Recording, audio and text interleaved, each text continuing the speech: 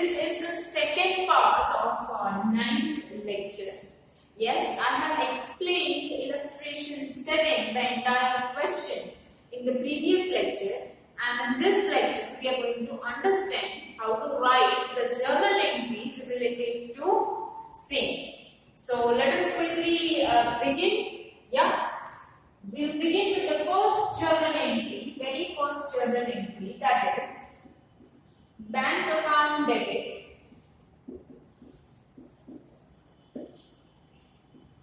To equity share application account. Yes? Okay. This is the first journal entry and this is not new. Yes? But the only variation in this journal entry is the amount. Yes? As you know, the sum is about issue of shares at premium. So, the number of shares issued 80, number of applications received 85.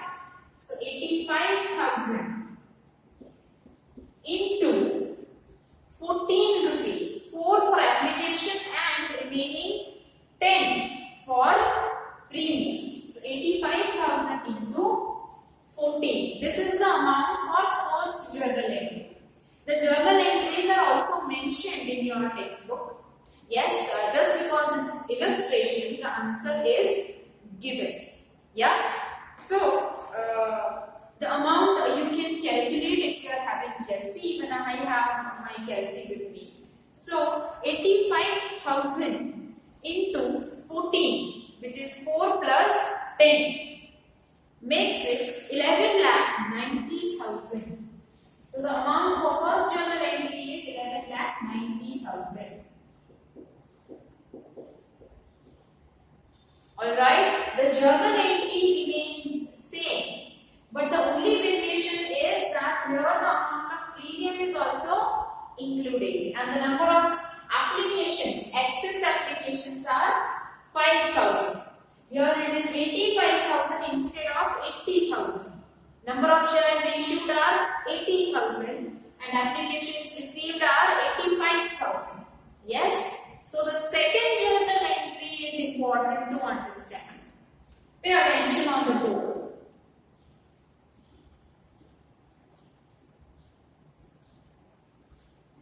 Second journal entry is always about when the shares are allotted to the applicants. Yes? So second journal entry, equity share application account debit. Of course, 11,90,000. Yes. Now, this amount includes the amount of application, amount of premium, and also the excess number of shares. So, turn by turn, we are going to write down. The very first thing, to equity share capital account. I'll leave some space for the necessary calculation. Then to securities premium account. The journal entry is also given in your textbook. I repeat this again and again. Finally, to bank account. Alright, I have written 3 things here. Now let us understand it one by one. Equity share application account debit 11,90,000. Yes, 11,90,000 have been received with application, of which 80,000 number of shares, amount called up with application. 8 fours are 32. So 32 lakh is of application. 80,000 into 10 gives you 8 lakh. This is of premium. Yes, as I said, I have explained this in the previous lecture, and previous lecture is the 8th lecture, not 9th lecture, which was about the theory of issue of shares at premium, that the amount received for premium is to be transferred to a separate account, which is securities premium account. Alright? So that is what I have done here. 4 rupees of application, simply the way you transfer. 10 rupees for premium is to be transferred to securities premium account, and the excess applications are to be rejected and the amount is to be refunded.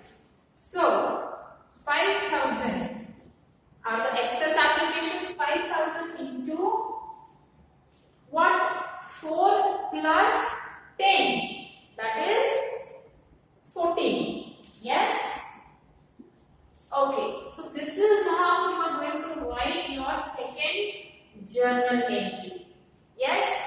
4 rupees for equity share capital and you received on application, 10 for premium and 14 for 5,000 shares to be rejected and refunded. You will reject those shares and the company will reject and the amount is refunded. Alright? So second journal entry is completed. Now the third journal entry is obviously when allotment money becomes due. Yes? So with allotment 33 rupees become due. 33 rupees becomes due for allotment, of which 3 is for allotment and 30 rupees is for premium. Yes? So firstly, what is the journal entry for allotment money becoming due? Obviously, it is equity share allotment account debit to equity share capital account. Yes? This is the basic journal entry. But here also the amount of premium becomes due with allotment. How much? Rupees 30. And what is the amount of allotment? Rupees 3. So total 33. 33 rupees becomes due for allotment. Yes? So the journal entry for that, if you are having your textbook with you, pay attention in that. I will dictate and I will also explain that journal entry. Illustration 7 that we are doing. Third journal entry. It is written equity share allotment account debit 26,40,000. How? 80,000 into 3. Then to equity share capital account, 80,000 into 3 gives you 2,40,000. Yes. Then to securities premium account, premium also becomes due. 80,000 into 30, which is 24 lakh. Yes. The third journal entry when allotment money becomes due. Yes. The amount of allotment and also the amount of premium becomes due. Yeah. Now, an interesting thing is, mentioned in the question is that the call in arrears, the person Devani holding 2,000 shares did not pay money due on allotment and final one. And we are supposed to write down fourth journal entry in consideration with that. Obviously, fourth journal entry is about receipt of allotment money, isn't it? Yes. So what is the journal entry for receipt of allotment money? You say bank account debit to equity share allotment account. Of course, and that is correct. But the only problem here is that the allotment money has not been received on 2,000 shares. So call in arrears is to be added. The journal entry can be bank account debit, call in arrears account debit to equity share allotment account. But in the illustration, they have not mentioned call in arrears and they have directly written the net amount in bank. There are two methods for calling arrears, which I have explained in the previous lectures while I was explaining the concept of calling arrears. that with opening calling arrears account and without opening calling arrears account.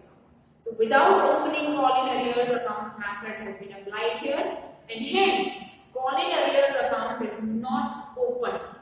So directly you will be writing the net amount in the column of bank. Alright? Okay. So amount becomes due on 80,000 shares. 80,000 into how many? 33 rupees.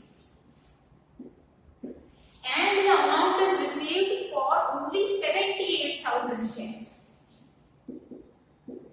Why 78,000? Because it is clearly mentioned that the amount is not received for 2,000 shares. So on 2,000 shares, there is calling arrears. 2,000 into 33. Obviously, the person who did not pay allotment money is not going to pay the amount of premium also. Yes. So there are two ways to write down the amount, to understand the amount. Firstly, 80,000 into 33 gives you 2,64,000.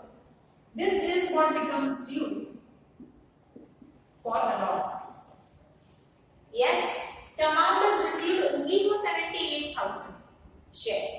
So 78,000 into 33 gives you 25,74,000.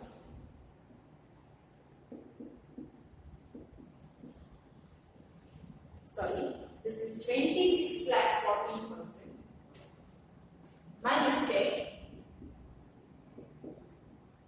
26,40,000 becomes due. 25,74,000 has been received. Why? Because there is arrears. 2,000 into 33 is 66,000. Yes, we've presented the entire scene.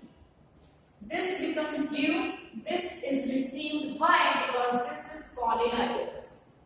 Now, obtaining this amount. This is the first method. You can obtain this amount this way. Either you can deduct this amount from this amount.